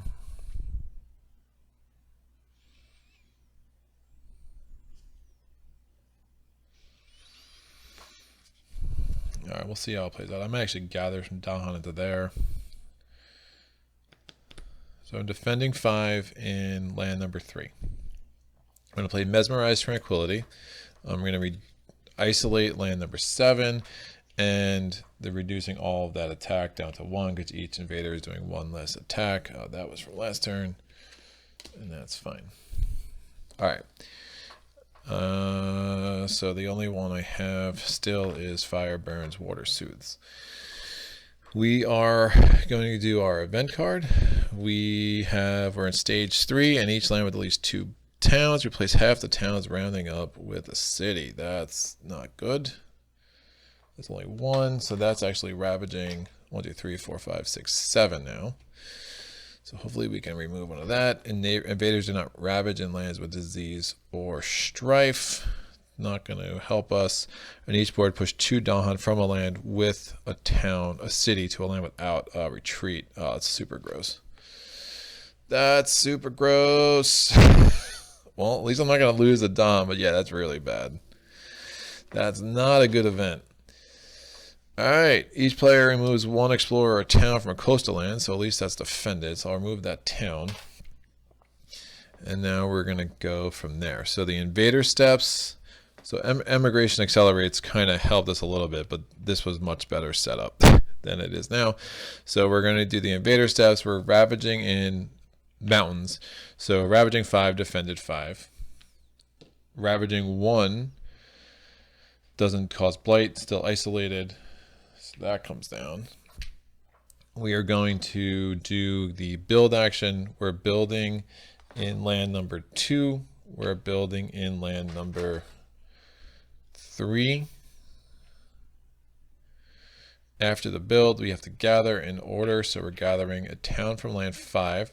There is nothing to gather into land 3 because, again, it has to be you're gathering from lands that don't match the explore card. And obviously, the only town adjacent is land 2, and that matches the build card. I said explore card. So you're only gathering from lands that don't match the build card. And obviously, there are no lands adjacent that don't match the build card. So now we do our explore step. We're exploring into sands and mountains. So land number 7 is isolated because of mesmerized tranquility, but and since land number 7 is isolated, there is no source for 6, but there is a source for 3, and there is a source for 2. So that worked out fairly well. That 1 isolate knocked off 2 explorers for us, which I appreciate. Oh, I didn't do steam vents. Steam vents, I would have destroyed a town because I had the 3 earth. I would have destroyed a town there. It changes nothing. The Badlands don't trigger. It only when you're doing like amount of damage would it be like, hey, you get to do 1 additional damage. So I'm destroying that town. So that would have been another fear card, which does mean right because I got no fear from the. I got no fear from the rapid steps, so this would have been done last time. Remove 1 explorer town from a land with Badlands, Wilds, or Dahan. That town wasn't there yet because it built, so Dahan, explorer town with Badlands. I wouldn't have removed that at all. So I think it makes sense to remove from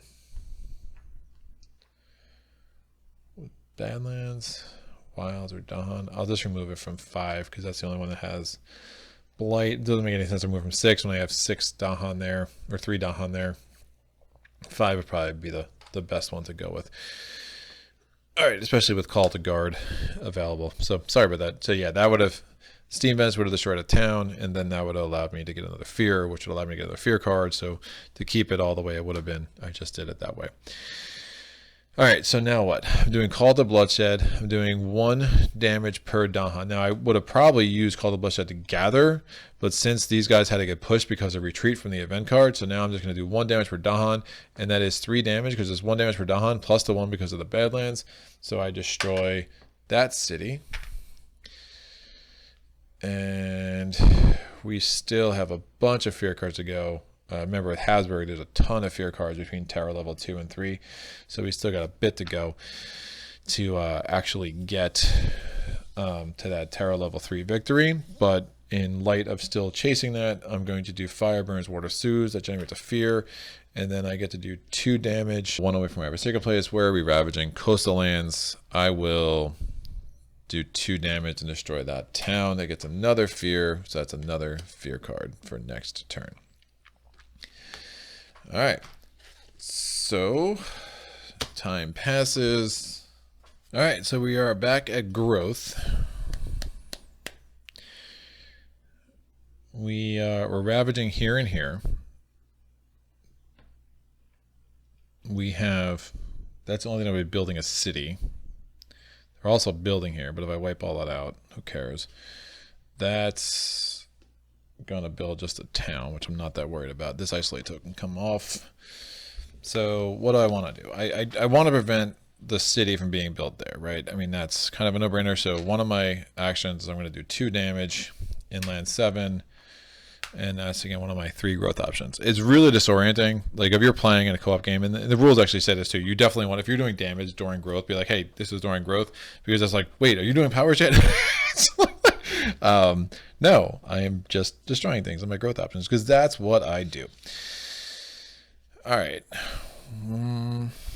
4 can be problematic. I am going to have the innate power to prevent a lot of stuff. I do want to add another presence to the board. I'm going to need to get that at reclaim cards. I'm going to be in trouble. Let me reclaim 1. And I'm going to reclaim same old, Mesmerize Tranquility, which I think will be really nice. Ooh, the Badlands are going to trigger. The Badlands will trigger in the damage against the Dahan and the land. Against the Dahan, it's going to be, so even if I play Mesmerize Tranquility, this would be coming in at a 2, which would destroy one of my Dahan, which is a problem. You can gather 1, defend 1 though with Call to Guard. All right, so let me get Mesmerize Tranquility. I think that makes the most sense. I know I'm going to play these 2 cards. I have to add a presence, so I have to get toward these reclaimed cards. So I'm going to put this here in the center and get 1 energy. So those are my 3 growth options. The presence track gives me another energy. And now, and the nice thing when I reclaim those cards, I'm going to get another element, which I'm a fan of. That's a nice little fear chaser. Oh, man. Well, it's not ideal. I'm not going to have either Fire Burns Water Soothes or Wood Seeks Growth Humans Seek Freedom, but I can probably get both of them next turn. Yeah, I'm gonna combo Call to Guard and Mesmerize Tranquility again, and then I think that's not gonna have a blight. Weep for What Is Lost needs a blight, so that's useless.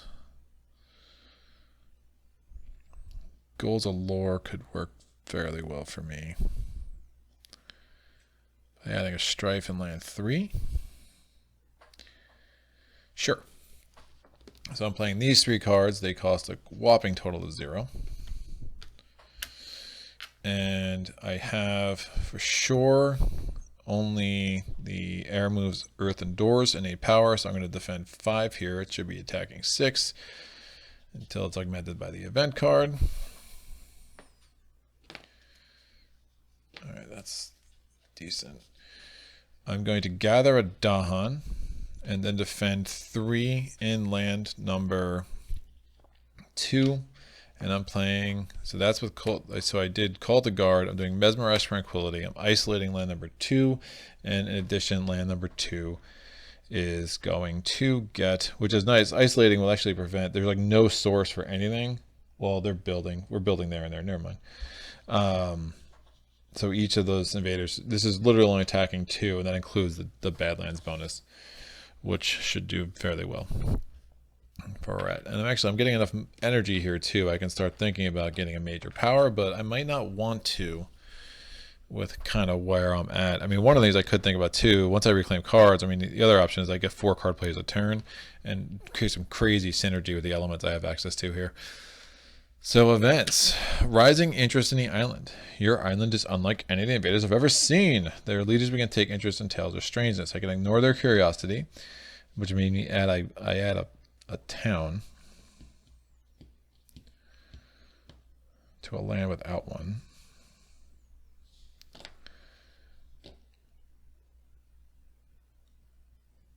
And I return the top card of the Invader deck.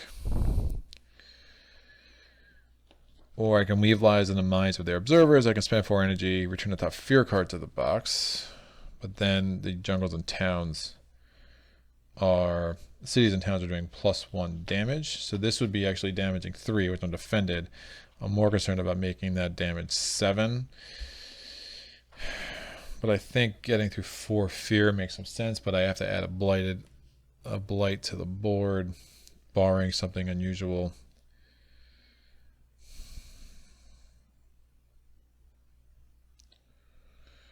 That's a legitimately weird choice.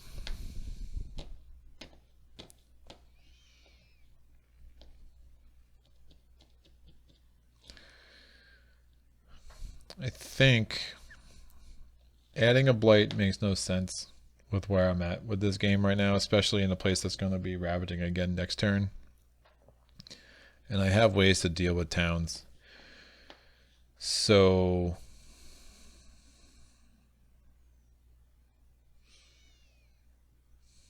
yeah, I'm going to ignore their curiosity, return the top Invader card to the box, and then I add a town to a land without one. There's an argument to go either way with this one. I think this makes the most sense.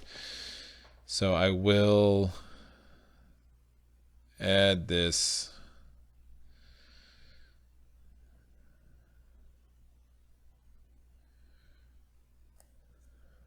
here because I have ways to deal with that. All right. And then beast to the jungle ace board, add a beast to a jungle without blight. If invaders are present, get a fear. And then traps and snares, so that's beast to the jungle. Traps and snares ace board, add a wilds to a land with Dahan. I will add this here. Cool. Fear card. Terror level 2. Each player adds a strife and a land with beast. So yeah, this would not have helped me. With beast, disease, or Dahan, for the rest of the turn, invaders have -1 health per strife to a minimum of 1. That's going to wipe all that stuff out anyway. I will add this strife here because why not? There's a beast there, so that is totally legit. And now we will go to the invader steps. So we're ravaging in coastal lands. Oh, wow. All right, that was cheaty as heck. I would not have done that because I forgot I was ravaging there. So I'll put this here. That would have made more sense. But then I can't put the strife there. So I forgot coastal lands were ravaging. I gained, yeah, that would have been, I'm not gonna, that would have just absurd, stupid luck that worked out. So I could have added the wilds to a land with Dahan. Yeah, 1 still makes sense for the wilds, and now the strife can be added to a land with beast, disease, or Dahan. I'll add the strife.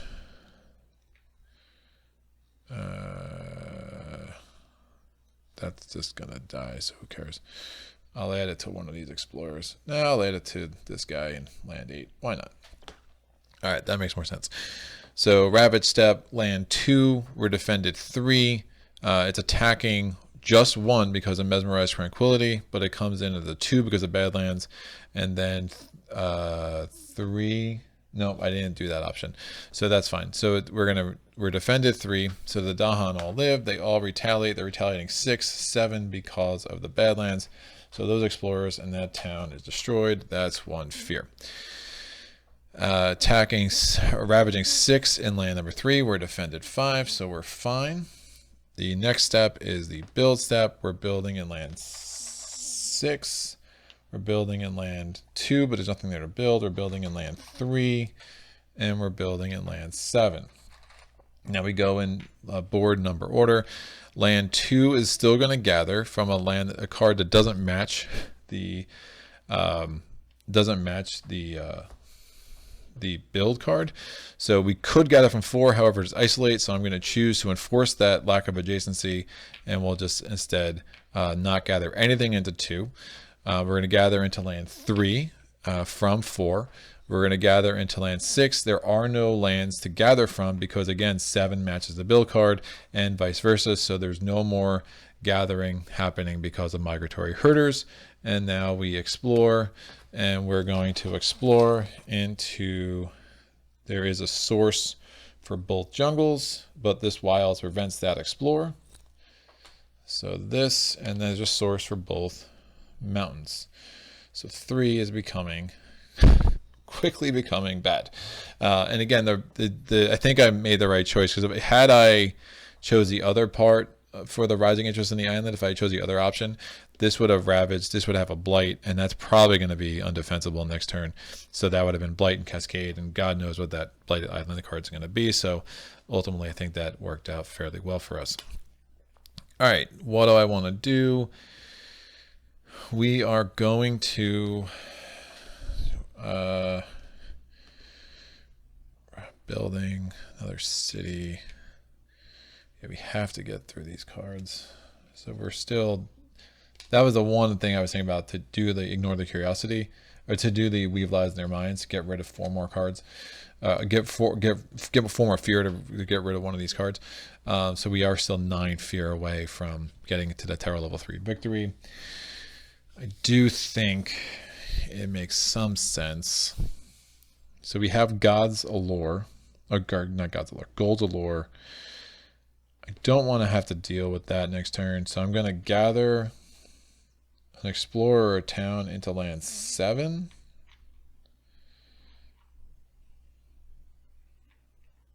And we add a blight.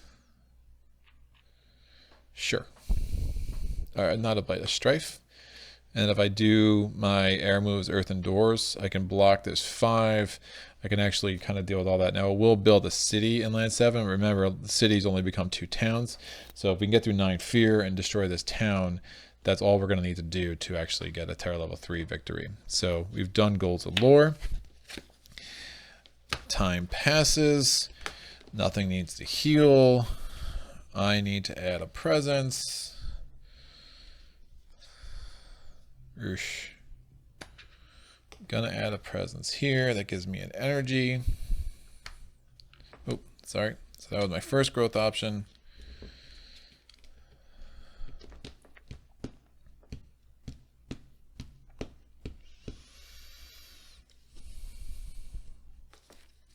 I'm gonna reclaim my cards with my second growth option. Oh, actually, and when I unlock this earlier in the game, so when I unlock this, I'm closing off this option, and I'm closing off this option. To be super clear. I think... I mean, I'm really just chasing fear here, right? So... I have so many cards. Blighted. Ooh, that could be nice. Weave for what is lost. If this blights, now again, I don't know what that blighted island card's going to be, but that could be really nice. Can I get this? I also have this.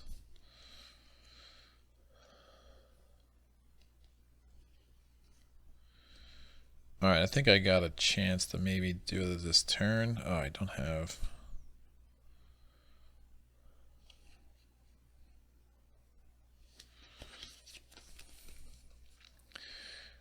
I'm trying to get the right combo of elements here.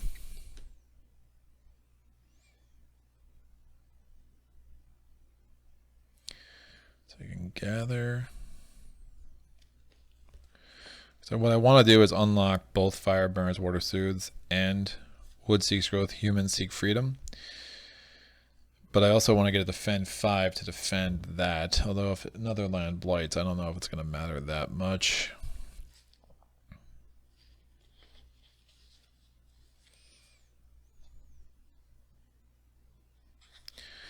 That's 2. I need the 3rd.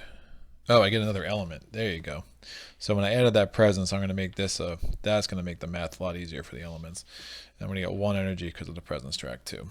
All right, so now I'm going to have, I just want to get to 3, 3, and 3 with my elements. This is my goal. Obviously, I don't have it yet, but this is what I'm basically going to be balancing with my cards to get there.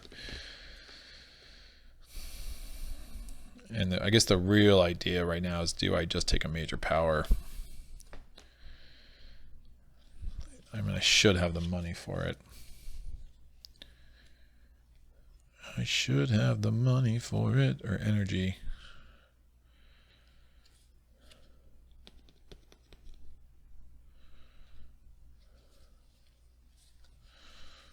That's for sure what I want to play.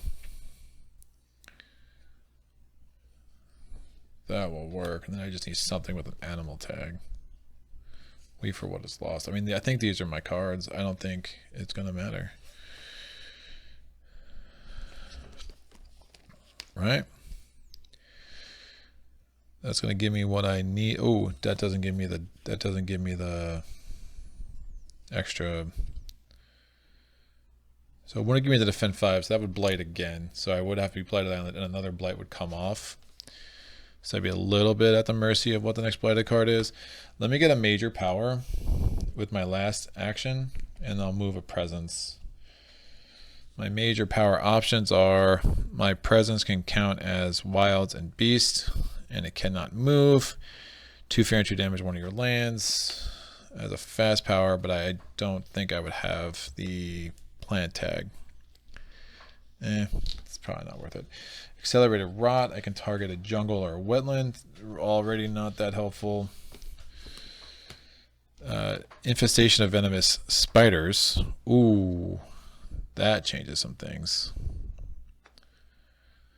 That's really nice. 2 damage defend. So Infestation of Venomous Spiders is add a beast, gather another beast, and then for each beast, invaders get 1 action, and then after this power calls, if you have 2 sky, 2 earth, and 3 animals, after this power calls, invaders skip an action, you do 4 damage. Hard not to take that. I think that's a no-brainer. The other one is Walls of Rock and Thorn. I do 2 damage, defend 8. I add a wild, isolate target land, 2 damage and plus 2 damage and plus 2 defend if you have 2 earth and 2 plant. So I'm going to take Infestation of Venomous Spiders. So I really like that card. I'm going to drop Piece of Nighttime Sky because I took a major power. Now I'm going to use this one to replace Cult of Bloodshed. So it gives me, I still have the 3 fire, I have the 2 sky I'm going to need for the enhanced Infestation of Venomous Spiders, I have the 3 animal tags, and I have the 3 earth. So that's kind of a no-brainer. Alright, so that's going to cost me 4, and I have to move a presence. I mean, I can move a presence, I will move a presence, I'll move a presence here I'll move a presence here just because. Alright, so Weep for What Is Lost is slow. I have to pay for all this. So Infestation of Venomous Spiders gets the 4 energy, and Steam Vents gets 1 energy. I have 3 earth, so I'm going to destroy this town. That's a fear, gives me another fear card, so I'm 8 fear away. Infestation of Venomous Spiders, I'm going to add a beast into land number 3. And then gather with another beast. There are no beasts to gather, but I get 1 fear because there's a beast there, and invaders will skip 1 action in this land. Obviously, I will have them skip the build. I'm going to actually let it go blighted because that's going to give me a lot of fear. And again, I need 7 more fear to do what I want to do. But after it skips a build, I can do 4 damage, which would be really nice. All right. So that will go there. And I have the 2 sky I need, so this is all unlocked. Dunskies. So I also have Fire Burns, Water Soothes, and I have the Wood Seeks Growth, Humans Seek Freedom. Oh, so I can actually push Dahan in there anyway. Oh, that's really interesting. Do I have anything else? No, I don't have 2 moons, so we're going to go to the event card. We're in stage 3. Invaders do not ravage on lands unless there are more invaders on the current terror level. Obviously, there are everywhere. Invaders do +2 damage per land. That's not great. Oh, and I set up sorry, a lot going on this turn. This is defend 5 here. And now it's going to be doing 6. So it actually works perfectly because that strife will help me. In Eastland with beast, 1 damage per beast. So I destroy this guy. And I destroy one of these. So I'm doing 4. I'll injure one of the towns. So I'm about to do 4 damage there. And leave the hostile land in Eastland. Push 1 Dahan per Badlands or disease. There's only 1. I will push this Dahan from there to there. Nope. Yep. So because there's a Badlands token there, I have no disease or no other Badlands anywhere else. Fear card, terror level 2. I did the steam vents this time. Each city destroys 2. Each town destroys 1 explorer in its land. So there's 2 towns in land 3. So these 2 explorers are dead. One of these is injured, and this guy is dead. And then each city destroys 2. So that's all good. Where did I drop that? Where did it go? There it is. So that's done. And now we're doing the invader steps. The invaders are ravaging in land 2, nothing to ravage, ravaging in land. Ooh. Right. So they're not ravaging in land 6 because of this. Because we're in terror level 2 and there's only 1 invader. So they don't ravage in land 2. So courage of the crowd, but they're doing 2 damage everywhere else. So they are ravaging in land 7. They're ravaging 5 because this has strife. So it's 1 for each explorer, and there were 3, and then we're defended 5 thanks to air moves, earth, and doors. And they're ravaging 1, 2, 3, 4, 5, 6, 7, 9 in land number 3. I'm letting that ravage go through, even though of infestation of the venomous spider. So that puts a blight. We can hopefully, this isn't awful. Nice. I can deal with this. At the start of each invader phase, I will have to forget a power or destroy 1 of my presence. No big deal. Now what I've learned how to do is to make sure I don't forget these continuing effects. I just put 1 on top of the event card, and it's like, oh, why is that there? Oh yeah, I have to do that first. So there's 4 blight on here, which is a nice amount. And we should have this thing wrapped up pretty soon. So that is the event. That is the ravage step done in its completion. So this didn't ravage at all. This was defended, and that I let that blight. Build step.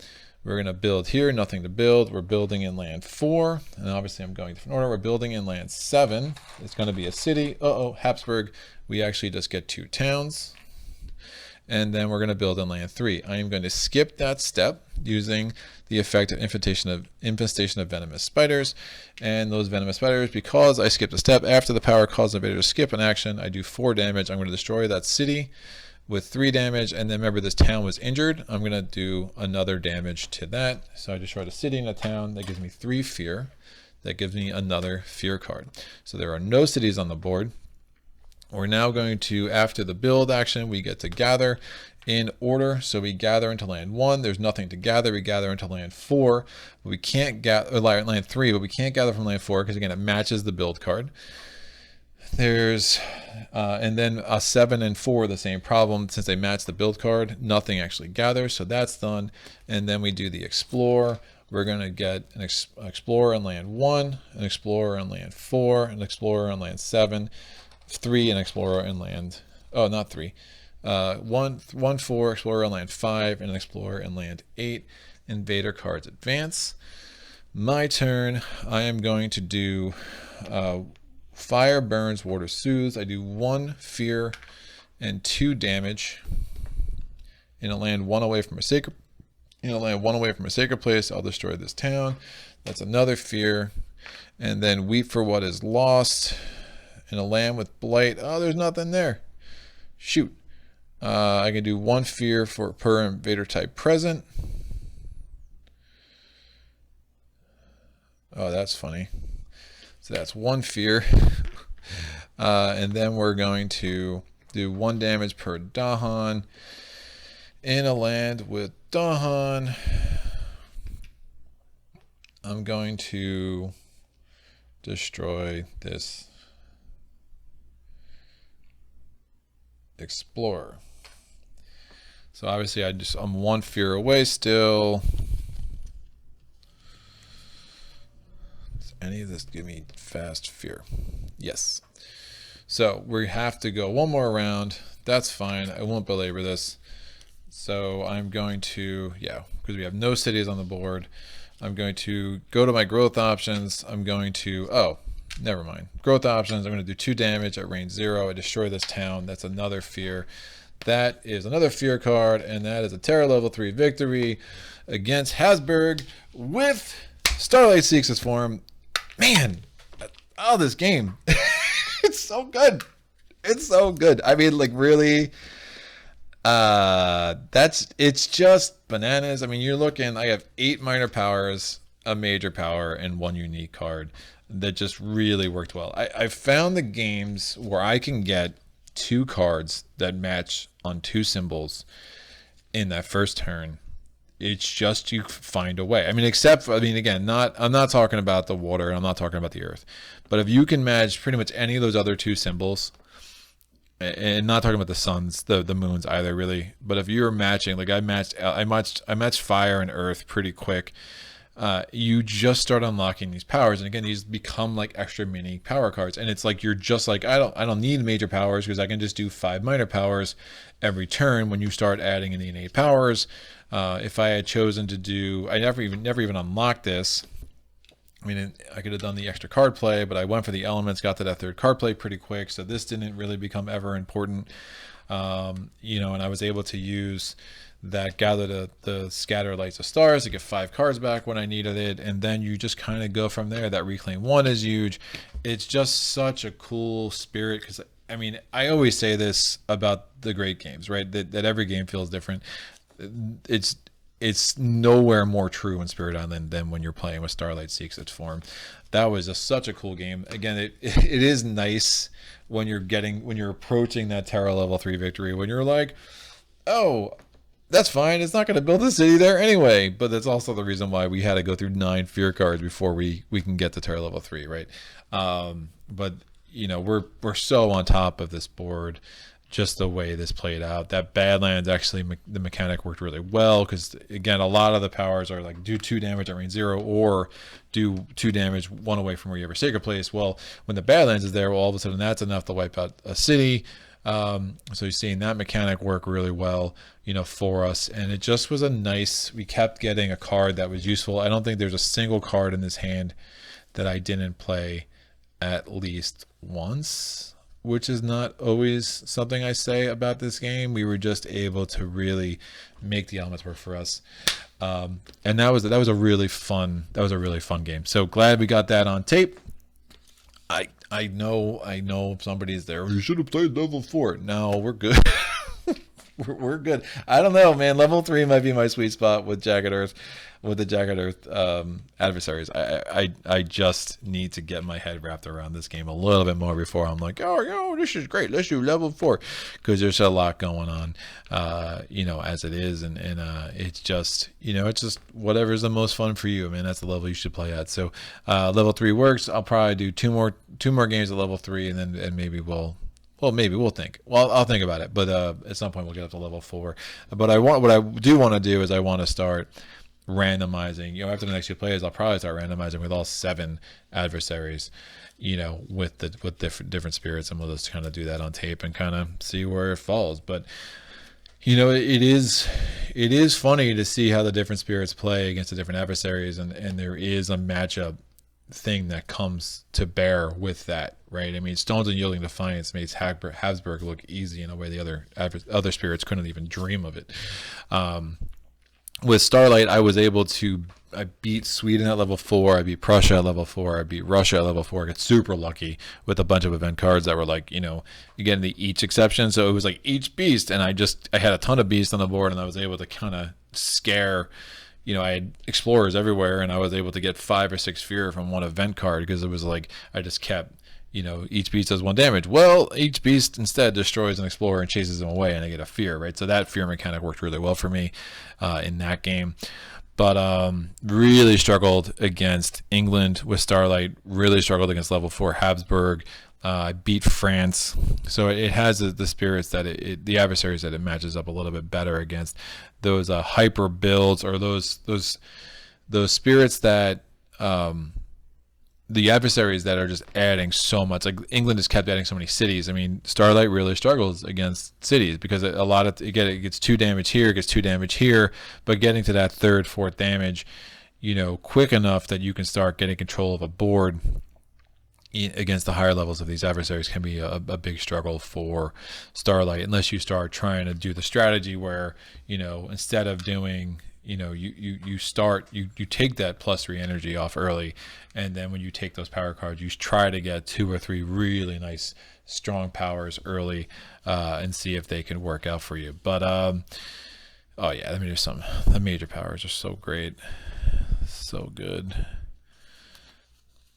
Yeah, there's a lot of cool options with the spirit. So that's that. Happy to get this one on the board. We will get. I'm doing a live playthrough of Finder of Paths Unseen, or whatever the heck his name is. One day I'll have it memorized. So that's going to come up in a couple of weeks. So be sure to check that out, and we'll just keep pushing through these spirits. And hopefully we can leave the last very high complexity spirit off for a little bit, because I'm just ready for something that's not like burning my brain as much with these playthroughs, and hopefully we can get a playthrough back in the 1.5 hour range or less. And I know the 2-hour videos are a bit much, but it is what it is. It's necessary with these mechanics, and I really want to make sure I'm doing my job, my job as I see it, in explaining these spirits, and making sure that anyone who watches these videos knows exactly what's going on, and feels like they could try to take on one of the more complicated spirits if they're not already. And if you are super experienced in this game already, and you think Starlight, is basically your I guess, so it's not spirit animal. What's it? Your spirit, I guess. Dude, let me know if there's something I could have been doing better.